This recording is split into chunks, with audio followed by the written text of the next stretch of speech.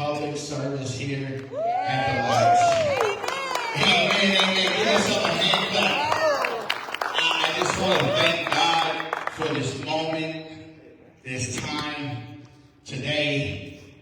Oh, man, this is just amazing. That was a lot. We were supposed to be able to go live on our switcher, and we have to go straight to it, but you are still here. We pray that one day you come to 5800 East MLK and fellowship with us.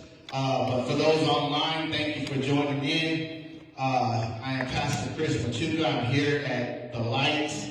Thank you, Jesus, because we are truly taking light to dark places. You know, the scripture says, Isaiah 9:2, that the people who walk in darkness will see a great light. For those who live in a land of deep darkness, a light will shine. And that's exactly what we've been doing since we got here. It's been a battle even with the youth on Wednesdays. You know, a lot of those kids, they don't believe in God. Their parents don't believe in God. So we truly are bringing light to dark places. Amen. And some of them said they were going to be here today. All right. They even said they're going to bring their family.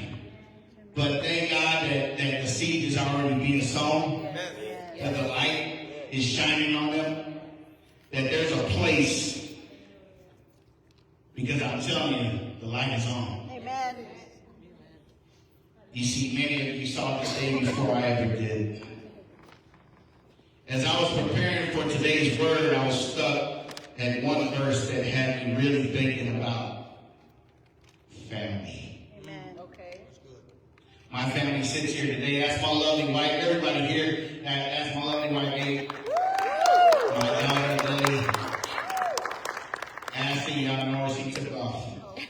She said, hey, are you going to announce us? Because I want to be here. Okay. No, I forgot. But thank God for family. Yeah. Amen. You know, so that's where God had me. You know, I don't see any of my other family here. I only see, I see my mother-in-law. Thank God for my father-in-law, my mother-in-law. Let's go. We're family. We are family. And at the end of this, we're going to know who's family. Oh, okay. But thank God for that. You know, I thank God for each and one of you. I pray that at the end of this sermon, everyone in this room will be my family. Amen. Amen. You see, today I titled the message, Who Are My Brothers and Sisters? You know, as I looked across the room, I came across a verse in the Bible in Matthew that had me really thinking. I see a bunch of my brothers and sisters here. At least I think we are. Come on. Right? I think we are. But maybe I'm just using the word too loosely because I call everyone my brother and my sister. That's just me.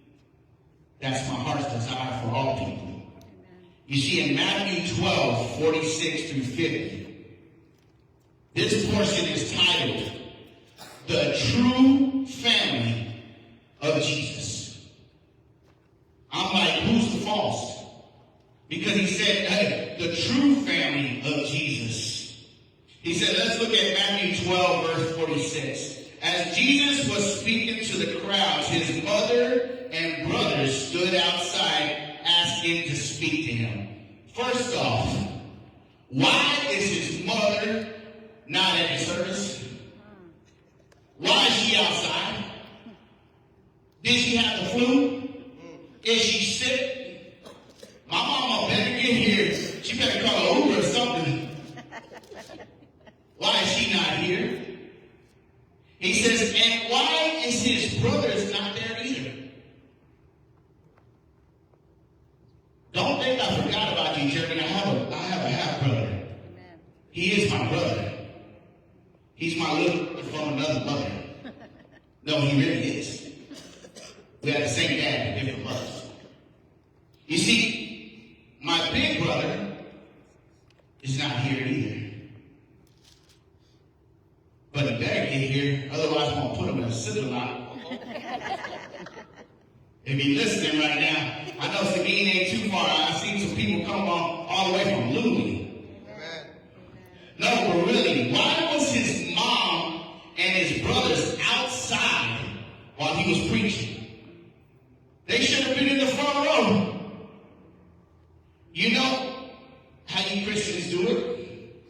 You reserve seats and rows, putting phones down and Bibles, saving seats.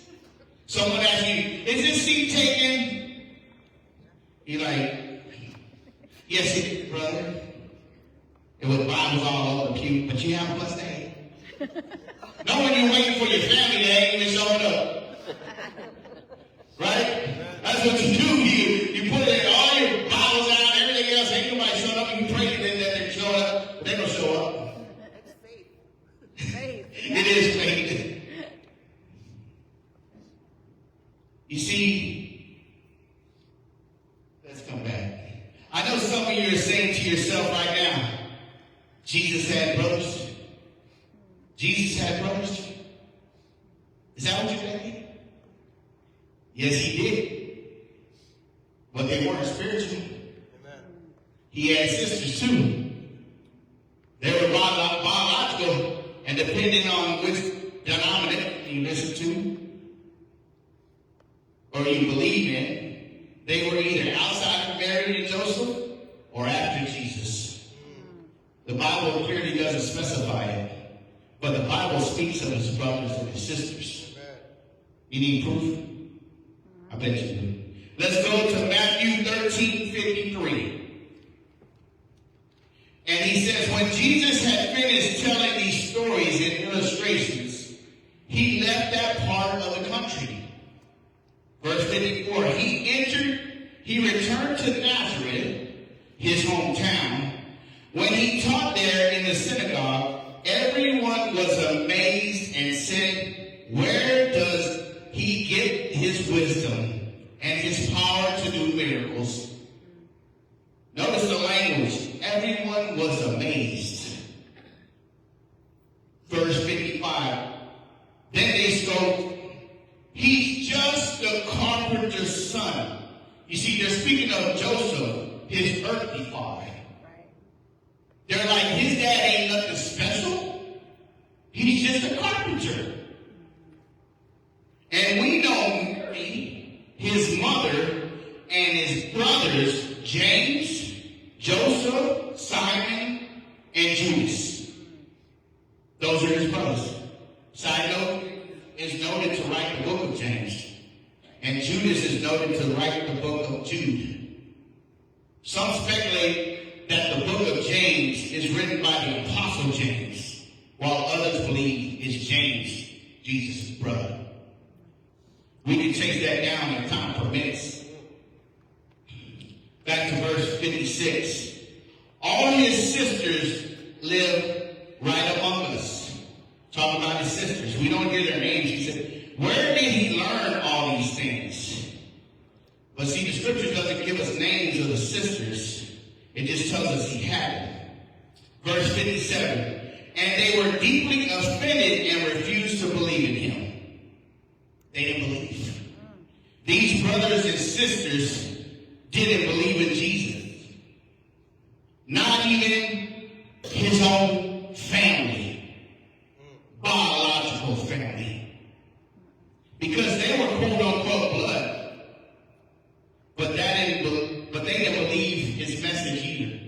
They didn't believe it. Sounds like our families, right? Amen. Yeah. You see, families are divided over religion and tradition. Oh, yeah. Come on. If you don't follow Jesus the way they do, they don't want no part of it. Many of my family will never step foot in this building because of religion. But my Bible says there's only one way to the Father, and it's through the Son. And I stick close to the Son. It's a harsh reality, but it's the truth. Back to verse 57. Then Jesus told them, a prophet is honored everywhere except his own hometown his own family, his own earthly family didn't honor him. They were too familiar with him. They quote unquote knew his life, right? They saw everything. Verse 58, and he did only a few miracles there because of their unbelief. Now it makes sense why they were outside when he was preaching, right? They were blinded to the fact that their brother was the Messiah that would save the world. You see, it's crazy and mind-blowing at the same time. We think family is thicker than water, but it isn't in many cases. John 7, verse 1 through 5. I'm reading out the Message version on this one. He has NLT up there, but just follow me on this one. I just like the language on it. It says, later Jesus was going about his business in Galilee. He didn't want to travel in Judea because the Jews there were looking for a chance to kill him. It was near the time of Tabernacles, a feast observed annually by the Jews. His brothers said, why don't you leave here and go up to the feast so your disciples can get a good look at the works you do? You see, right there, the term brother is not talking about those following Jesus. Right. But his earthly brothers, you know, the ones that don't believe, these brothers sarcastically tell Jesus, why don't you leave here and go up to the festival so your disciples can get a good look at the work you do?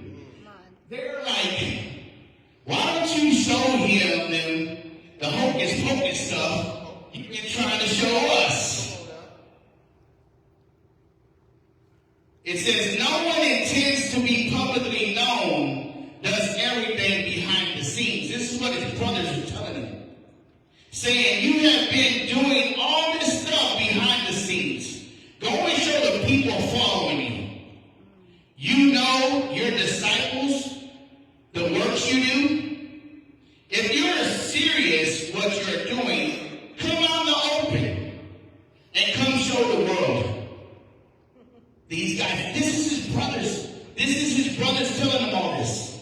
You see that? They're sarcastic, calling him out like, oh, why don't you go show them what you do? Amen. Right? Family. That's family, right? That's family. That's what family does. You see, they didn't believe him. His brothers were pushing like this because they didn't believe him either, is what the scripture said. They didn't believe. Wow. They didn't believe until he died, he rose, and he ascended into heaven. For they were quoted as being in the upper room, the book of Acts. Let's go there real quick. Acts 1:12. Then the apostles returned to Jerusalem from the Mount of Olives, a distance a half a mile. When they arrived, they went to the upstairs room of the house where they were staying. Here are the names of those that were present: Peter, John, James, Andrew, Philip, Thomas, Bartholomew, Matthew, James, son of Alphaeus, Simon the Zealot, and Judas, son of James. Verse 14, they all met together and were constantly united in prayer, along with Mary, the mother of Jesus, several other women, and the brother of Jesus. You see, they're talking about his brothers, his biological brothers, not his brothers like we call each other brothers. You see, he named his disciples, but he said, hey, Mary and the brothers were there. Right? Are we sticking together? Amen. It's funny, right?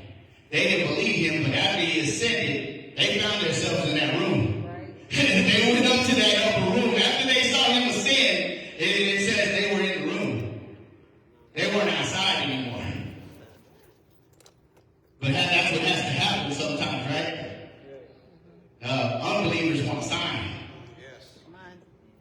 And they got their sign when they saw him ascend up in heaven. But see, they were no longer outside. And I'm going to go back to John 7, and this time I'm going to read it in NLT. It says, Jesus and his brothers is what the title is if you read NLT. It says, after this, Jesus traveled around Galilee. He wanted to stay out of Judah, where the Jewish leaders were plotting his death. But soon it was time for the Jewish festival of shelters. And Jesus' brothers said to him, leave here and go to Judea, where your followers can see your miracles. You can't become famous if you hide like this. If you can do such wonderful things, show yourself to the world. For even his brothers didn't believe in him. Told you they didn't believe in him. Verse 6. Jesus replied, now is not the right time for me to go. But you can go anytime. The world can't hate you, but it does hate me because I accuse it of doing evil. Verse 8, you go on. I'm not going to this festival because my time has not come yet. After saying these things, Jesus remained in Galilee. Notice, he says, my time has not come yet. In verse 8. That sound familiar? Remember Jesus said that before? He said it in the wedding in Cana. Let's visit that real quick. And that's John 2. He says, the wedding in Cana. The next day there was a wedding celebration in the village of Cana in Galilee. Jesus' mother was there. And Jesus and his disciples were also invited to the celebration. The wine supply ran out during the festivals, so Jesus' mother told him, they have no more wine. And what does Jesus tell her? Dear woman, that's not my problem. That's not my problem. He said, my time has not come yet. It's like she was telling him, do what you've been doing around the house. I know you can do it. And Jesus like, woman, my time has not come yet. Verse 5. But his mother told the servants, do whatever he tells you. She's like all the other Hispanic mothers. Just Mino can do it. Watch him. Watch what he's going to do. Watch what he's going to do. My Mino can do it. Just listen to him. Verse 6. Standing nearby were 6 stone water jars used for Jewish ceremonial washing. Each could hold 20 to 30 gallons. Jesus told the servants, fill the jars with water. When the jars had been filled, he said, now dip some out and take it to the master of ceremonies. So the servants followed his instructions. Verse 9. When the master of ceremonies tasted the water that is now wine, not knowing where it had come from, though of course the servants knew, he called the bridegroom over. A host always serves the best wine first, he said. Then, when everyone has had a lot to drink, he brings out the least expensive wine. But you have kept the best until now. Verse 11, this miraculous sign at Cana is in Galilee was the first time Jesus revealed his glory, and his disciples believed in him. They believed in him. The disciples did. His brothers. His brothers, not his spiritual, not his earthly brothers, but his spiritual brothers. Verse 12, and the wedding he went to Capernaum for a few days with his mother, his brothers, and his disciples. So that's proof. They're talking about his brothers, his mother. They're not his disciples. They're not talking about his spiritual family. He's talking about biological. You see, his disciples, they saw one miracle and they believed in him, while his brothers were still hating on him. And I'm sure he showed them a lot, right? But that's what happens is you saw Jesus, the perfect one, I'm sure they said, oh, Jesus does no wrong. You know what I mean? So they were probably jealous of him. If you think about it, they probably were. Right. Verse 10. I'm going to go back to verse 47, back in our original text. And he says, someone told Jesus, your mother and your brothers are standing outside, and they want to speak with you. I'm like, doesn't his mom remember that he must be about his father's business? Right. Come on. Don't they? She was standing outside and they were trying to tell her, hey, your mama and your brothers are standing outside while he's preaching. And he's already had the occasion when he was 12, right? Right. Don't you know I need to be about my father's business? But she shows up and said, hey, can y'all tell Jesus his brother and his mother are outside? And I can just think that he said, why do you keep interrupting my sermons? Why do you keep showing up? Luke 2:41. And this is that his parents went to Jerusalem every year at the feast of the Passover. And when he was 12 years old, they went up to Jerusalem according to the custom of the feast. Verse 43, when they had finished the days as they returned, the boy Jesus lingered behind in Jerusalem. And Joseph and his mother did not know. Verse 44, but supposing him to have been in the company, they went a day's journey and sought him among their relatives and acquaintances.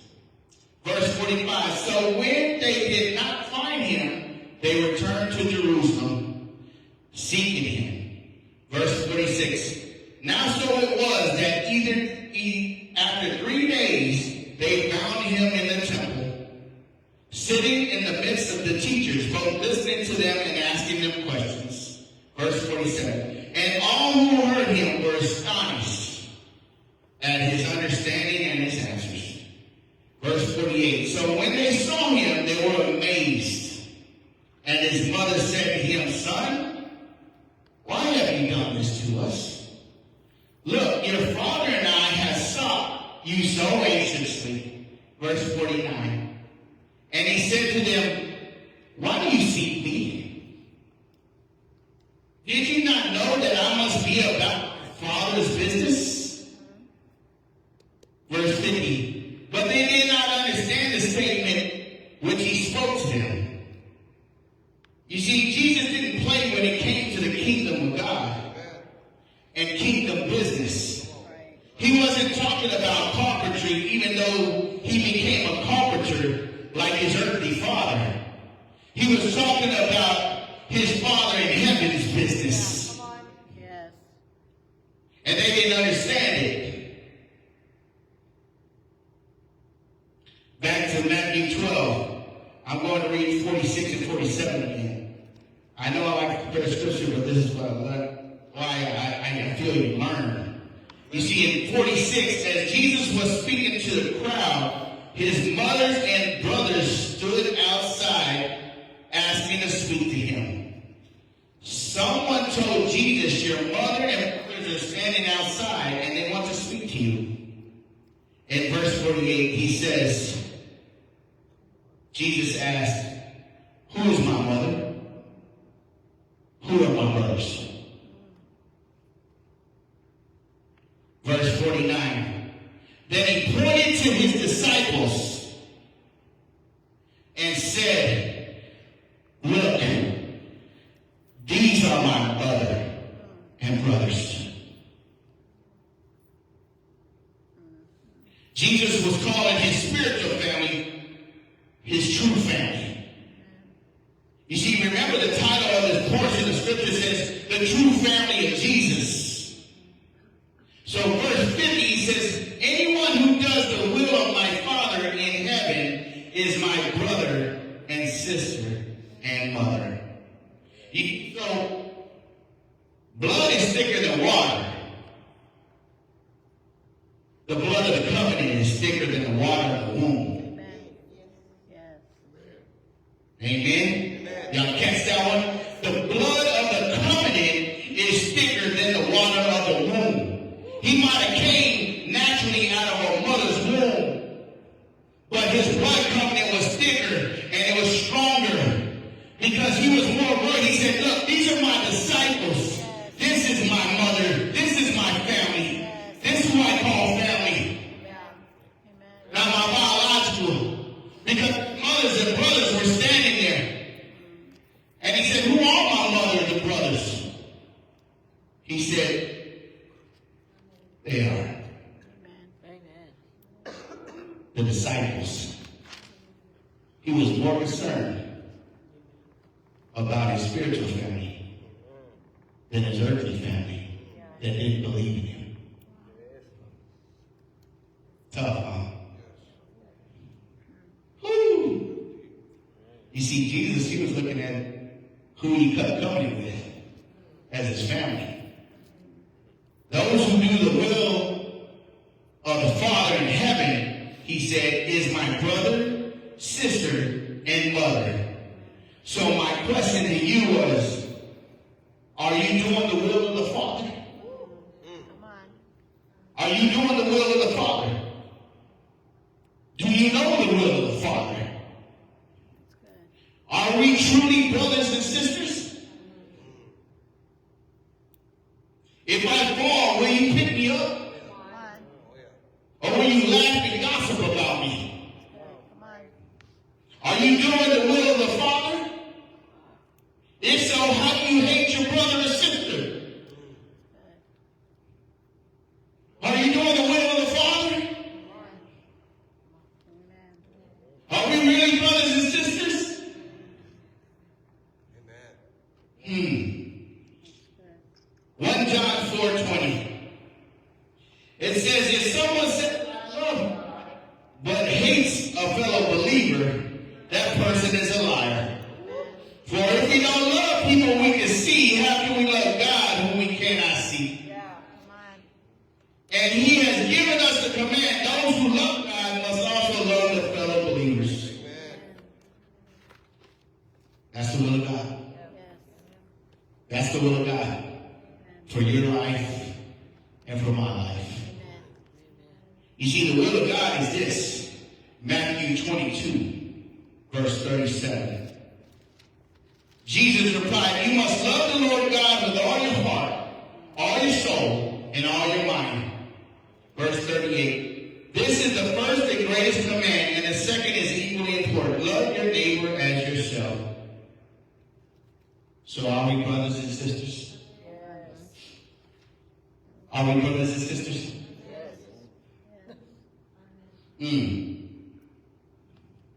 First Thessalonians 4:3 says, for this is the will of God, your sanctification, that you should abstain from sexual immorality.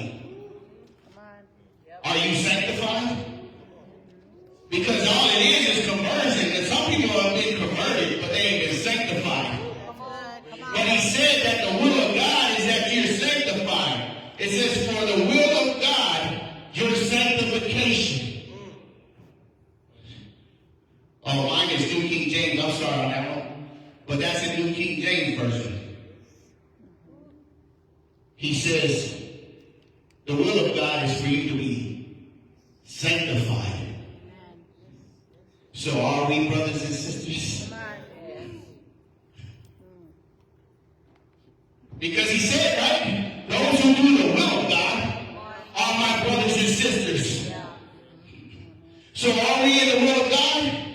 Or do I just use the word brother and sister so loosely? That's good, Pastor. That's good. Come on. Because that's what he said. Those were my brothers and sisters. The ones that are in the will of God. So sometimes we just use the word so lightly. Because for the will of God is 1 Thessalonians 4:3. That's New King James. He said, for the will of God, your sanctification, he wants you to be sanctified. Sanctified. Matthew 7:21 reads it like this. Not everyone who calls out to me, Lord, Lord, will enter the kingdom of heaven. Only those who actually do what? The will of my Father in heaven will enter. 22, on Judgment Day, many will say to me, Lord, Lord, we prophesied in your name, and we cast out demons in your name, and we performed miracles in your name. In verse 23, this is scary. But I will reply, I never knew you. Get away from me. You break God's laws. So are we brothers and sisters? Come on. Yes. Come on. Yes. Come on. Amen. Because see, the reality is if my family, my earthly family doesn't believe, then it's over for us. Right. Amen. That's it. I'm going to spend eternity with all of you guys, so I might as well get to know you guys. Right? So some of my family, they're just going to be here. That's it. Amen. My earthly family. So my spiritual family is important to me. Amen. Because I'm going to spend eternity with you. So you better get used to me. Right? Some of your family ain't going to make it. He going to say, get away from me. I never knew you. Yep. Verse 21, not everyone who calls on my name, Lord, Lord, I will enter the kingdom of heaven. Only those who actually do the will of my Father in heaven will enter. Amen. Only those. Only those. Whew. Oh, that's deep, man. That's deep. I don't know if like I said, I'm hitting the scriptures because I know some people need to hear this. Yes. Some people need to hear this. But my brothers and sisters, when all hell breaks loose, do you stand under the will of God? Or do you murmur and you complain? Come on. Amen. Come on. That's when you know you're under the will of God, right? When all hell breaks loose, are you just murmuring and complaining? Come on. Because if you are, you're not in the will of God. That's good. Because he wants you to trust him. Amen. Trust him. There's a lot to unpack in that very, very small portion of scripture. But thank God for his living word. Amen. You see, that scripture was telling me two things. Never give up on your earthly family. Amen. Because they may not now like Jesus' family never did. But revelation will come one day Yes. where they will get enlightened to the truth. Yes. Just keep praying for them. Because even Jesus' family didn't believe in him either. Amen. That's right. But when he ascended and he came down, they were in the room. Yeah. They believed real quick. Thank you, Jesus. Amen. So don't give up on your family. They may not believe right now, but continue to pray for them. Hallelujah. And never neglect your spiritual family. Amen. Amen. Your earthly family may only be here on earth due to their unbelief. But your spiritual family will be with you in eternity. So learn to walk in unity and love Hallelujah. with one another. Amen. Are you in the will of God? Amen. Yes. Can you give me a little bit of music, Brother Man? I am ending. And if you're struggling for anything, and you think that you're out of the will of God, let's pray. Let's pray. The altar is open. The altar is open. You need to cry out to God right now. Cry out to Him. If you think for a minute now, I don't know if I'm really your brother or sister.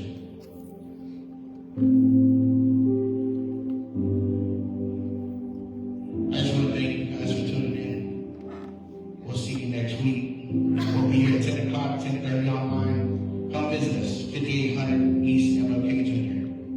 Martin Luther King. Austin, Texas 78721. God bless. Have a blessed day.